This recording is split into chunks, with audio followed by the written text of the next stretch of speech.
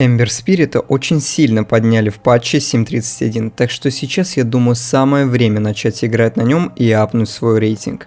В этом видео я расскажу подробно, коротко и ясно о герое, контрпиках, как играть, что собирать, как передвигаться. И конечно же вброшу пару годных фишечек на этого героя. Поэтому ставь лайк, подписывайся и погнали. Как обычно, супер быстро пробежимся по скиллам. Первый скилл чайны – Эмбер кидает цепи на двух рандомных вражеских целей, которые удерживают врагов на месте и наносит урон. Второй скилл фисты. Герой атакует всех врагов в указанной области с интервалом 0,2 секунды. Третий скилл щиток. Дает герою огненный щит, который поглощает 70% маг урона и ежесекундно наносит урон стоящим рядом юнитам. Четвертый скилл ремнант. Эмбер создает свою копию в указанной точке и может переместиться к ней, нанося при этом урон всем, кто встал на пути полета. Со скиллами разобрались. Теперь давайте поговорим о слабостях, силе и контрпиках героя. Сразу можно осознать тот факт, что Эмбер имеет шикарный эскейп-потенциал и с легкостью может сбежать от врагов или догнать их. Но как обычно и бывает, если герой имеет хороший эскейп, то значит он достаточно тонкий. И Эмбер, конечно же, не стал исключением. Поэтому он, очевидно, как и другие его три брата Спирита, также боится контроля.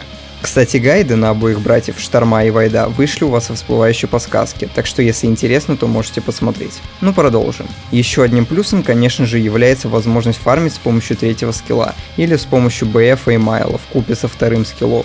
Немаловажным будет отметить тот факт, что Эмбер уже с 6-го левела может вносить кучу импакта. Ну собственно поэтому его и берут в мид, а пиком силы Эмбера является мидгейм. Другим же минусом героя является, конечно же, его сложность. И если вы, например, будете лишний раз раскидываться теми же ремнантами и бездумно врываться в замес, то это для вас может плохо кончиться. Но о слабостях и силе я думаю все сказал, что хотел. Теперь о контрпиках. Сначала поговорим о миде. Прямых контрпиков, как я считаю, у Эмбера нету. Да, он просто, как и любой другой ближник, будет сосать против Вайпера, Лина и МК. Ему также будет не просто стоять против снайпера, Хускара, Разора и так далее. Ну вы поняли, короче. Типичные такие неприятные лайнапы. В большинстве же остальных случаев Эмбер будет стоять либо средне, либо хорошо. Тут все уже будет сугубо зависеть только от скилла. А что у нас вообще по игре? Ну как я и ранее сказал, герой с кучей скейпов и тонкий. И соответственно боится сала и контроля. Так что если против вас куча героев с контролем и салом, то либо не пикайте этого героя, либо как можно быстрее сделайте БКБ в этой игре. Ну или Юл. Отдельно стоит сказать о механике привязки, то есть пака и грима. Первый вешает ультимейт, и вы ни ульту, ни второй скилл не сможете нажать и соответственно будете очень уязвимы. Тут вас может спасти БКБ, а вот с гримом ситуация другая. Что с БКБ, что без, вы ничего не сможете сделать, если он привяжет вас своим ультимейтом. Никс также очень неприятный герой, может вас внезапно застанет с помощью карапасов и сверху еще продлить стан, где остальные ребята уже сделают основную работу и убьют вас. Ну и тащим-то, думаю, тут я все основное сказал, хотя конечно мог что-то забыть, так что жду от вас комментария по контрпикам Эмбера. Теперь поехали к самой интересной части, а именно к Early гейму и закупу. Смотреть мы будем за игрой Абида, Майндконтрола и Штормштормера. Я взял 3 разных игры, чтобы показать вам, как можно собираться, качаться в тех или иных ситуациях, а также показать, что неизменно на этом герое. Начнем, конечно же, с начального закупа, который как раз таки никак не меняется из игры в игру. Это танго, топорик, фейрик и 2-3 ветки. То есть типичный закуп, чтобы полосхитить и дожить до ботла. Конечно, если против вас будет стоять Батрайдер, Зевс или любой другой чел, спамящий скиллами, то вы берете стеку вместо фейрика и веток. С этим, думаю, разобрались. Теперь перейдем к лайнингу. Начнем, пожалуй, с игры Абида. Он будет стоять против Бруды и на первом взял второй скилл, чтобы получить ФБ. Но далее он будет отдавать приоритет именно третьему скиллу, и на это есть 2 причины. Первое, щиток уже с 1-го уровня наносит неплохо так урона, что позволяет сразу начинать сносить лицо оппоненту ближнего боя. Второе, вражеской Бруде по сути нечем сбивать этот щиток, поэтому он будет висеть на нем до конца. Так что если против вас на Эмбере будет стоять герой ближнего боя, которому нечем будет сбивать щиток, то самым наилучшим вариантом будет маг с 3-го скилла. На линии ПКД его используйте, разменивайтесь с оппонентом, пропушивайте линию и забирайте все руны. Почти в 90% случаев размен 1 на 1 вы будете побеждать с этим щитком, и если оппонент ошибется, то вы его с легкостью заберете. С раскачкой через щиток мы поняли, но что насчет второго скилла? Перенесемся, пожалуй, уже в игру Майндконтрола. На первом уровне он взял первый скилл, чтобы попытаться с командой на ФБ у кого-нибудь убить, но, к сожалению, не вышло.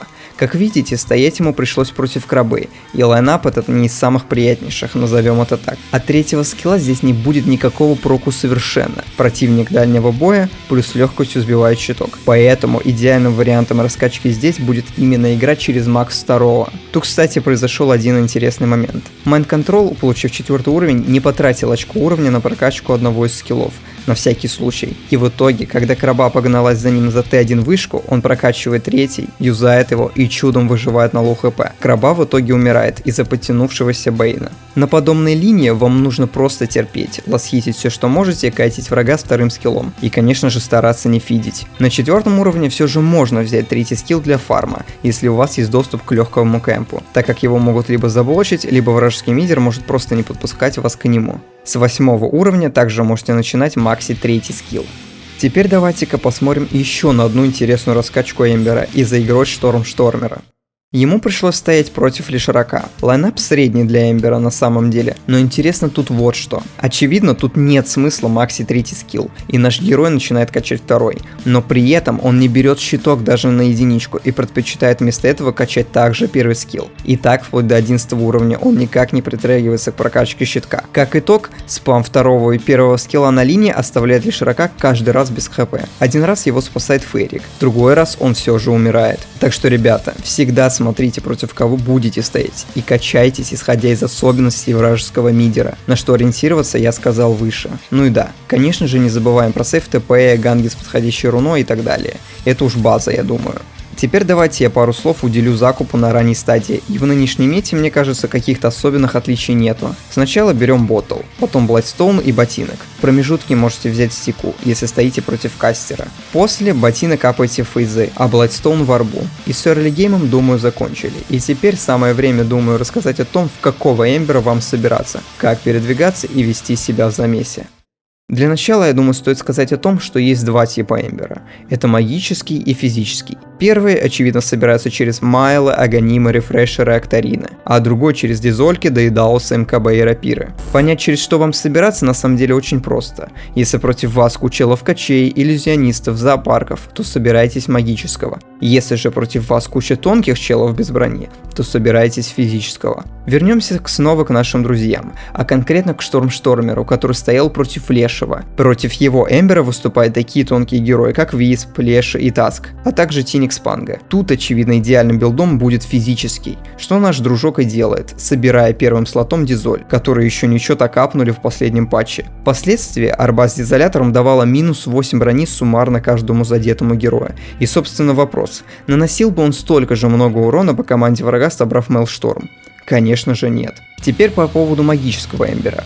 В игре Mind Control на эмбере, где он стоял против крабы, против него был лавкач МК, Тимбер с его пассивкой на кучу брони и иллюзионист ПЛ. Тут, очевидно, идеальным билдом был магический через Майл, чтобы убивать иллюзии, игнорировать броню лавкачей и пассивку эмбера. Теперь посмотрим на игру Абеда, где он стоял против Бруды.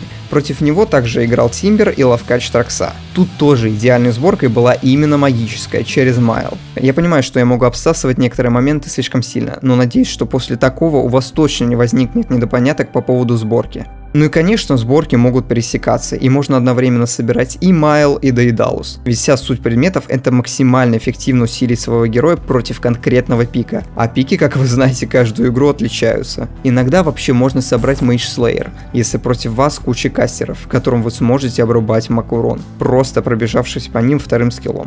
Вот так вот, да. Отдельно хочу сказать про Иул, БКБ, Сашукаю и Шиву. Начнем с Иула.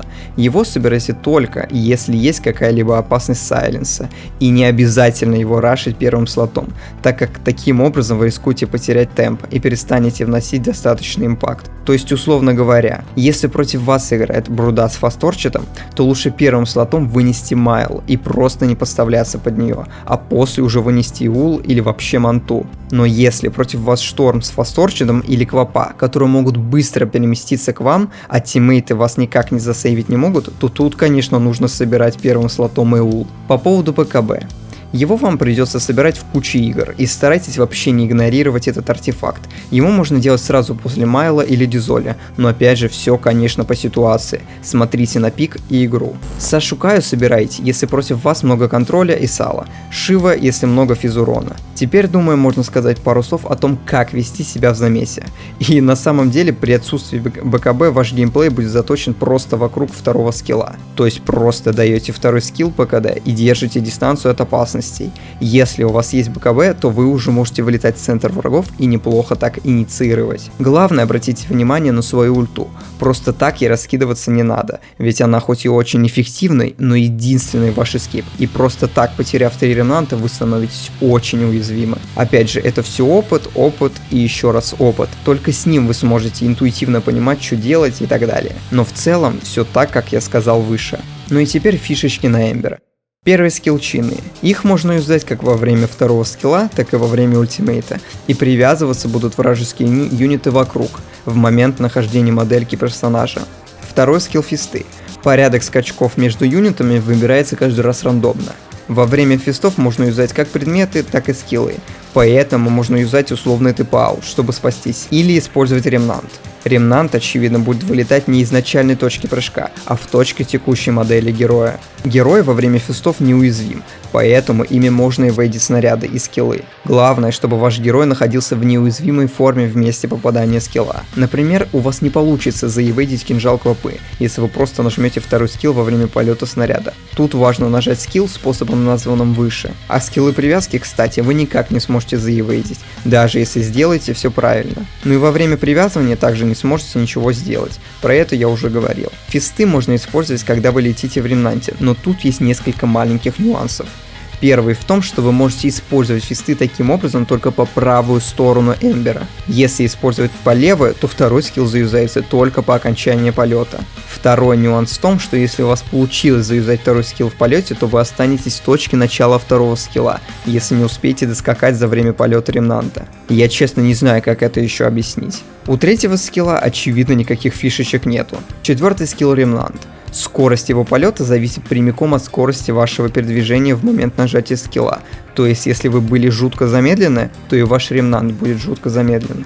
Во время привязки вы не сможете полететь на любой из ремнантов, но кидать их у вас возможность останется. Во время полета на ремнант другие ремнанты вы кинуть не сможете, скилл применится только по окончанию текущего полета. При расстановке нескольких ремнантов при нажатии полета вы полетите в последнюю очередь именно к ремнанту, находящегося ближе всего к этой точке. Так можно, например, добивать врагов и одновременно спасаться. Просто кидайте в обе стороны ремнанты и жмете в точку, куда вы хотите спастись. Герой юзает полет моментально, если вы нажмете полет в точку перед собой. В противном же случае герой сначала развернется и только потом полетит. Если нужно восполнить ресурсы, то просто жмете ремнант.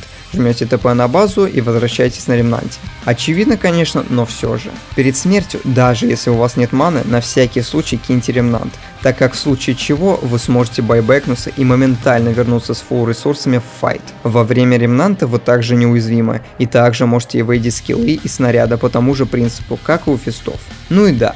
Если этот ролик тебе понравился или помог, то ставь лайк и подписывайся. Опытных эмберов я, конечно же, жду в комментариях, чтобы они мне и вам рассказали то, что я мог недосказать или исказить. Также подписывайтесь на мой паблик, ВК и Twitch. И на этом я прощаюсь.